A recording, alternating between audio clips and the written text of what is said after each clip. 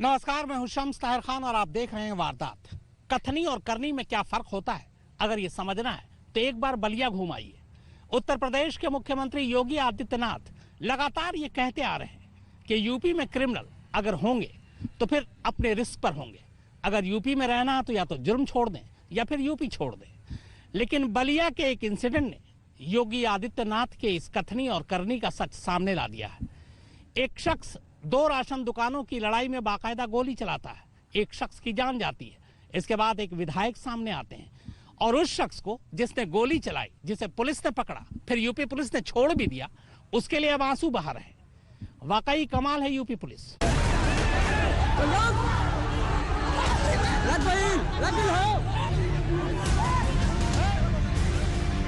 अरे इंस्पेक्टर साहब, क्या बात है भाई? जगजीवन वाले में क्या हुआ है? सबसे पहले ये ऑडियो सुनिए। यादव जी सुनिए, जिस दिन मिल जाएंगे उसी दिन पूछ लेंगे। आप जानते नहीं हमको, ठीक है ना? 4 बार विधायक जी के फोन करने के बाद भी आप मत कर रहे हैं। सारा नखड़ा झड़ जाएगा आपका। आप जानते नहीं अभी। ऑडियो में जिस शख्स की आवाज कैद है उसके तेवर का एहसास कीजिए। अरे इंस्पेक्टर साहब, क्या बात है भाई? जगजीवन वाले में क्या हुआ है? एसडीएम साहब से बात करिए, हमको नहीं कुछ कहना। एसडीएम साहब से क्या बात करना है? रिपोर्ट तो आपको लगाना था, आपने क्यों नहीं लगाया रिपोर्ट? इससे पहले हनुमानगंज वाले पर नथुनी यादव ने 130-40 आदमी का दिया था, उसमें क्या किया आपने? रिपोर्ट लगाया क्या? किस पे? नथुनी यादव जो हनुमानगंज जो अटैच चल रहा है, वो नथुनी यादव ने पूर्व प्रधान ने दिया था, उसमें क्या किया आपने? रिपोर्ट लगाया क्या? हाँ। कहाँ लगाया? क्या लगाया आपने? निरस्त किया, दुकान सस्पेंड किया? जाके एसडीएम विश्वनाथ साहब प्रसाद वाला जाके देखिए, एसडीएम साहब से पूछिए। यादव जी सुनिए, जिस दिन मिल जाएंगे उसी दिन पूछ लेंगे हम। आप जानते नहीं हमको, ठीक है ना? 4 बार विधायक जी के फोन करने के बाद भी आप मत कर रहे हैं।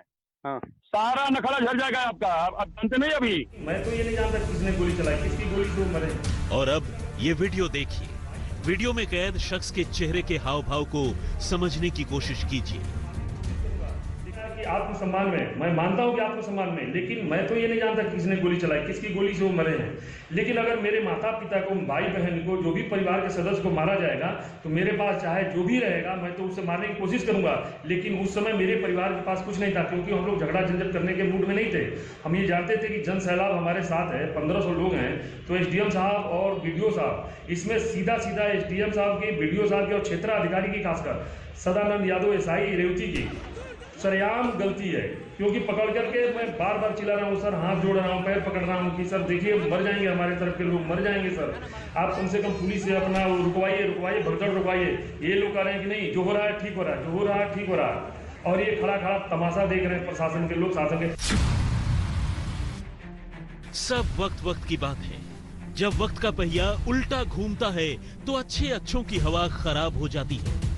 ऑडियो और वीडियो में एक ही शख्स कैद है, फिलहाल जिसकी हवा खराब है। लेकिन वीडियो और ऑडियो में दिख रहे इस शख्स की हवा खराब होने से पहले इसका मन कुछ इतना बढ़ा हुआ था कि इसने खुद बलिया की हवा खराब कर दी।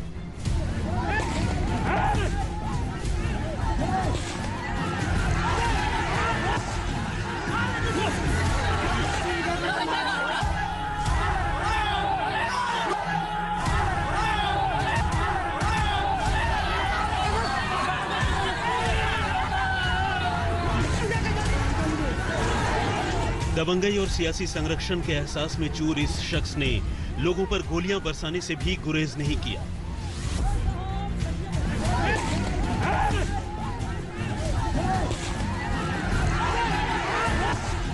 और वो भी चोरी छिपे या रात के अंधेरे में नहीं, बल्कि दिन के उजाले में भरी दोपहर को सैकड़ों लोगों, एसडीएम, बीडीओ, सीओ और एसओ जैसे इलाके के आला अफसरों की मौजूदगी में, उनकी आंखों के सामने।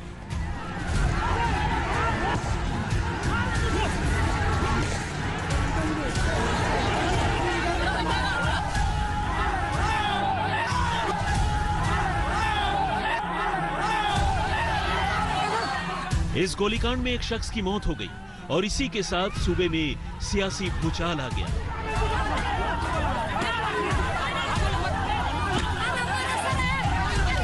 लेकिन अब सवाल यह है कि आखिर बलिया में ये सब कुछ हुआ कैसे? ऐसे दबंग और सिरफिरे शख्स के सिर पर आखिर किसका हाथ है? आखिर उसमें इतनी हिम्मत या फिर यूं कहें कि बुजदिली कहां से आई कि उसने लोगों के सीने पर संगीन तानने से भी गुरेज नहीं किया? और सबसे अहम ये कि अब इस वारदात को कई रोज गुजरने के बावजूद ये शख्स आखिर कहां फरार है। क्यों लाख सरकारी दावों के बावजूद वो पुलिस और कानून के शिकंजे से दूर है,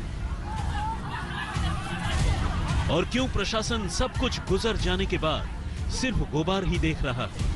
तो आज हम आपको इन सारे सवालों का जवाब एक एक कर देंगे, साथ ही दिखाएंगे बलिया गोलीकांड की पूरी इनसाइड स्टोरी। लेकिन सबसे पहले बलिया के दुर्जनपुर गांव में दबंगई दिखाकर खून की होली खेलने वाले इस शख्स को अच्छी तरह से देख और पहचान लीजिए। क्या पता कानून की नजरों से उछल ये शख्स कहीं आपके आसपास ही छिपा बैठा हो। नाम धीरेंद्र प्रताप सिंह, पता गांव दुर्जनपुर, बलिया, यूपी। पहचान इलाके के विधायक सुरेंद्र सिंह का दायां हाथ, और फिलहाल कानून की नजर में बलिया कांड का मोस्ट वांटेड आरोपी। असल में धीरेंद्र की उस इलाके की राशन दुकान में खास रुचि थी। बलिया के दुर्जनपुर गांव में 2 सस्ते गल्ले की दुकान को लेकर पिछले 4 साल से तनाव था। मुख्य आरोपी धीरेंद्र प्रताप सिंह उर्फ डब्लू लगातार इसे लेकर शिकायतें कर रहा था। चूंकि सिर पर सियासी हाथ था तो अक्सर अफसरों से बात करते हुए तेवर भी तीखे हो जाते थे। यादव जी सुनिए, जिस दिन मिल जाएंगे उसी दिन पूछ लेंगे आप जानते नहीं हमको, ठीक है ना। 4 बार विधायक जी के फोन करने के बाद भी आप मत और कर रहे हैं। हाँ। सारा नखड़ा झड़ जाएगा आपका, आप जानते नहीं अभी। लेकिन इसी अहंकार में एक रोज वो लोगों को गोलियों से भूनने लगेगा, ये किसी ने नहीं सोचा था।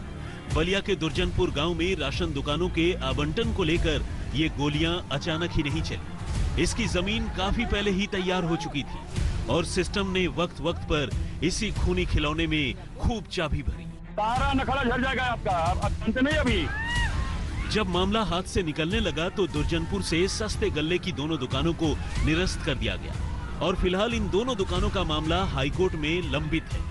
लेकिन इस बीच अब दुर्जनपुर में नए सिरे से सस्ते गल्ले की दुकानों की चयन प्रक्रिया शुरू की गई। 15 अक्टूबर की दोपहर को दुर्जनपुर में इन्हीं नई दुकानों के लिए एसडीएम और सीओ की मौजूदगी में बैठक चल रही थी, जहां ग्राम पंचायत और गांव के सैकड़ों लोग मौजूद थे। इन दुकानों के लिए 4 महिला समूहों ने आवेदन किया था, लेकिन फैसला न होने की वजह से 2 समूहों के बीच वोटिंग की नौबत आ गई। एसडीएम सुरेश कुमार पाल, सीओ चंद्रकेश सिंह और एसओ प्रवीण कुमार सिंह ने व्यवस्था बनाई कि जिसके पास आधार कार्ड या कोई दूसरा पहचान पत्र होगा वही वोट कर पाएगा। एक पक्ष के लोग आधार कार्ड लेकर आए थे, दूसरे पक्ष के लोगों के पास पहचान पत्र नहीं था और बस इसी बात पर बवाल हो गया।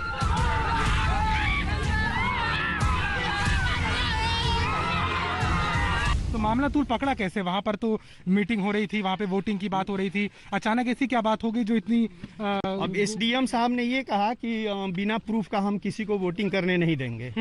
तो वो लोग जो हैं, जो धीरेंद्र सिंह उर्फ डब्लू सिंह हैं, वो लोग दूसरे गांव के भी लोगों को बुलाए हुए थे और साहब ने कहा कि नहीं, अगर आप जो है आइडेंटिफाई करने के लिए हमको नहीं देंगे तो हम इसको कैंसिल कर देंगे। अच्छा, ये इसी बात पर वो लोग उग्र हो गए और लोगों को दौड़ा दौड़ा कर मारने लगे। क्या अपने हिस्से में वो दुकान का कोटा लाने की कवायद थी क्या? उस तरीके का वहाँ पे हम लोगों का कोई दुकान का हिस्सा अपने हिस्से में लाना नहीं था और वो मेरा भाई वोटर बनकर गया था। हाँ। हालत यूं बिगड़ी कि बीडीओ बैरिया को बैठक स्थगित करनी पड़ी। प्रशासन के खिलाफ नारेबाजी होने लगी और देखते ही देखते ईंट पत्थर चलने लगे और बस इसी दौरान सिर फिरे धीरेंद्र उर्फ डब्लू ने फायरिंग कर दी।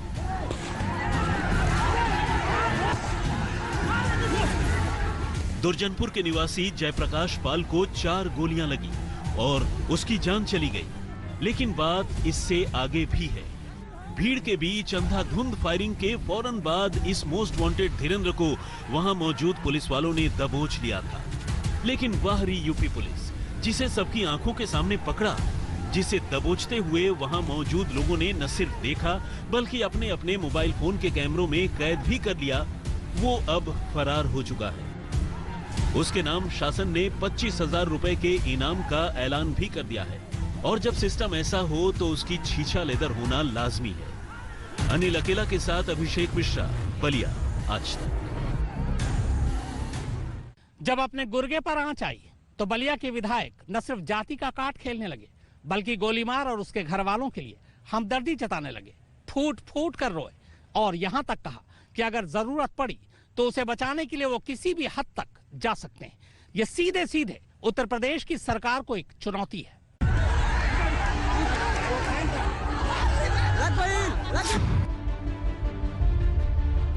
किसके गोली से गामा पाल मरा है ये मैं तो नहीं जानता।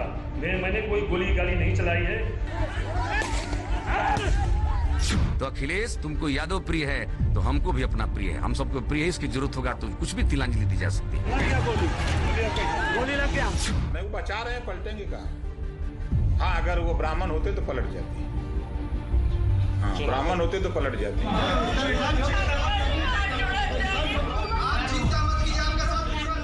सीने में जब भावनाओं का ज्वार उमड़ता है तो आंसू निकल ही आते हैं, लेकिन आंसू जब मरने वाले के लिए नहीं बल्कि मारने वाले के लिए निकले तो फिर उस आंसू पर बवाल होना लाजमी है। बलिया के बैरिया इलाके से बीजेपी विधायक सुरेंद्र सिंह जब बलिया गोलीकांड के आरोपी धीरेंद्र प्रताप सिंह के घर पहुंचे तो कानून की नजर में मोस्ट वांटेड अपने खास शागिर्द के लिए इतने व्याकुल हुए कि ज़ारों कतार रोने लग गए। और कमाल देखिए कि उन्होंने अपने आंसुओं को थामने या जमाने से छुपाने की भी कोशिश नहीं की, बल्कि खुलकर रोते रहे और रोते रोते दुहाई देते रहे कि अगर वो अपनों के लिए नहीं रोएंगे तो किसके लिए रोएंगे। तो यदि तुमको यादव प्रिय है तो सुरेंद्र सिंह को भी छत्री प्रिय है, इसलिए छत्री बालक है। माने बताइए, जिसका जान ही संकट में पड़ जाएगा, जान ही संकट में पड़ जाएगा तो उसमें क्या करेगा आदमी? या तो जान बचाएगा भग करके, नहीं तो जान बचाएगा लड़ करके। दूसरा उपाय नहीं होता है। या तो लड़ करके जान बचाएगा, नहीं तो भग करके जान बचाएगा। तो भगने की भी परिस्थिति नहीं है। वो रिटायर्ड जो है कैप्टन है, रिटायर्ड कैप्टन। आप बताइए, सेना का रिटायर्ड कैप्टन इस तरह की बात करता है तो किस परिस्थिति में क्या? उसका 80 वर्ष का बुढ़ा बाप पीटा जाएगा, उसकी बहन पीटी जाएगी, तो क्या वो चुप बैठेगा? तो अखिलेश तुमको यादव प्रिय है तो हमको भी अपना प्रिय है, हम सबको प्रिय है। इसकी जरूरत होगा तो कुछ भी तिलांजलि दी जा सकती है। वैसे तो विधायक किसी जाति विशेष का नहीं बल्कि सबका होता है। कहते तो यहाँ तक है कि एक बार चुने जाने और संविधान की शपथ लेने के बाद एक जनप्रतिनिधि के लिए हर कोई बराबर होता है। लेकिन यहाँ सियासत में सारे प्रतिमान ढह चुके हैं। अपने पराये का चश्मा आंखों पर ऐसा चढ़ा है कि मरने वाला नहीं बल्कि सिर्फ और सिर्फ मारने वाला ही दिखाई दे रहा है। तभी तो सुरेंद्र सिंह अपने खासम खास की गोली से मारे गए जयप्रकाश पाल के बच्चों के आंसू पोंछने नहीं गए। उन्हें दिखाई पड़ा तो सिर्फ उस दबंग और उसके परिवार वालों का दर्द जिसने एक परिवार को बर्बाद कर दिया। ऊपर से अपनी करतूत पर जाति का मुलम्मा चढ़ाकर उसे ऐसे पेश करने की कोशिश की जैसे इससे बड़ा और महान कोई काम ही न हो। शनिवार की सुबह आरोपी धीरेंद्र सिंह के परिवार की महिलाओं और बच्चों को लेकर विधायक थाने पहुंचे। आरोपी के परिवार से मारपीट होने की बात कही और एफआईआर दर्ज कराने पर अड़ गए। आरोपी के परिवार का अपनी निगरानी में मेडिकल कराया, खुद अस्पताल लेकर पहुंच गए। प्राथमिकी दर्ज नहीं हुआ तो मैं निश्चित रूप से कर रहा हूं कि सत्याग्रह पर बैठूंगा और आमरण अनशन करूंगा, भले जीवन का अंत करूंगा। आप लोग पत्रकार हैं, जाकर के देखिए, इधर से भी 7-7, 8-8 महिलाओं को लाठी डंडे से मार करके लोगों ने घायल कर दिया है और मारा है, पीटा है। तो ऐसी स्थिति में एक पक्षीय कार्रवाई किसी तरह से प्रासंगिक नहीं है। मैं जो है अपने सम्मानित अधिकारियों से आग्रह करता हूं कि इनका भी प्राथमिकी दर्ज होना चाहिए। लेकिन ऐसा नहीं है कि सिर्फ सत्तारूढ़ पार्टी के विधायक ही राजनीति कर रहे हैं। मौत पर राजनीति करने में दूसरी पार्टियां भी पीछे नहीं हैं। समाजवादी पार्टी और बीएसपी ने अपने नेताओं को जयप्रकाश पाल के घर भेजा और सरकार पर इल्जामों की झड़ी लगा दी। अखिलेश तो खैर सूबे की सरकार पर निशाना साध ही रहे हैं। मंत्री रहे ओपी राजभर भी कह रहे हैं कि सूबे की सरकार का ये निगाहे करम आरोपी धीरेंद्र सिंह पर सिर्फ उसकी जाति की वजह से है। आपको क्या लगता है योगी सरकार इस अपराधी की भी गाड़ी पलटेगी? नहीं, ये उनकी औकात नहीं। वो बचा रहे हैं, पलटेंगे कहा। हाँ, अगर वो ब्राह्मण होते तो पलट जाती। हाँ, ब्राह्मण होते तो पलट जाती। खैर, सियासत कभी मौका नहीं देखती। ये तो बस करना होता है, हो जाना होता है। और इस देश में मौत और लाशों पर सियासत सालों से होती रही है। बलिया से अभिषेक मिश्रा के साथ कुमार अभिषेक, लखनऊ, आज तक। यूपी में हर घटना के बाद पुलिस वालों पर गाज गिराने की यूपी सरकार की रस्म अदायगी का सच है क्या? पूरी कहानी इस ब्रेक के बाद आप देखते रहिए वारदात। उत्तर प्रदेश पुलिस की एक हकीकत है जब भी उत्तर प्रदेश में कोई जुर्म होता है तो एक चीज जरूर होता है, तमाम पुलिस वालों पर जो इस जुर्म के लिए जिम्मेदार होते हैं उन पर सीधे गाज गिराई जाती है। बलिया में भी यही हुआ। जिस गोलीमार ने गोली चलाई उसे पुलिस ने पकड़ा तो, लेकिन फिर छोड़ दिया। इसके बाद उत्तर प्रदेश सरकार ने उन तमाम पुलिस वालों पर गाज गिराई। पर सवाल यह है कि इस गाज गिराने से क्या सब कुछ ढक या छुप जाता है?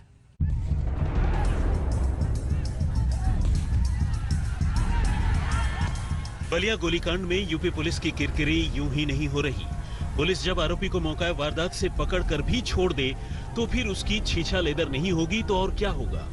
यूपी पुलिस ने मुख्य आरोपी धीरेंद्र प्रताप सिंह समेत सभी आरोपियों पर अब 25-25 हजार रुपए का इनाम रखा है, लेकिन अब तक 8 नामजद और करीब 25 अज्ञात आरोपियों में से सिर्फ 7 की ही गिरफ्तारी हुई है और इनमें से भी सिर्फ 2 ही नामजद हैं।